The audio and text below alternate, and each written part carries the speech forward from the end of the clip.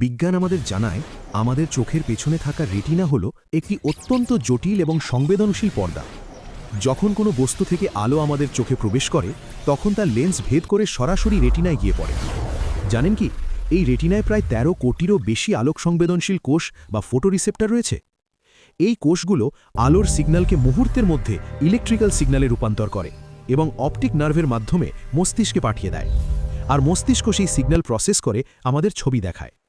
বিজ্ঞানীদের মতে রেটিনার এই গঠন ও বিন্যাস এতটাই সূক্ষ্ম যে এর সিস্টেমে সামান্য কোনো ত্রুটি বা স্থানচ্যুতি ঘটলেই আমাদের দৃষ্টিশক্তি মারাত্মকভাবে ব্যাহত হতে পারে।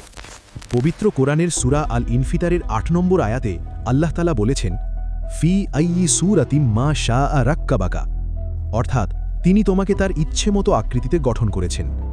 এই আয়াতে ব্যবহৃত আরবি শব্দ রাক্কাবাকা এর অর্থ হল খুব নিখুঁতভাবে জুড়ে দেওয়া বা অ্যাসেম্বল করা। ১৩ কোটি কোষকে যিনি এত নিখুঁতভাবে অ্যাসেম্বল বা সুবিন্যস্ত করে আমাদের দৃষ্টিশক্তি দিয়েছেন, সেই মহান স্রষ্টার এই নিখুঁত প্রোগ্রামিং সত্যি বিজ্ঞানীদেরও স্তব্ধ করে দেয়। বিজ্ঞান আমাদের শেখায় কিভাবে আমরা দেখি, আর কোরআন আমাদের জানায় কে এই নিখুঁত সিস্টেমটি তৈরি করেছেন।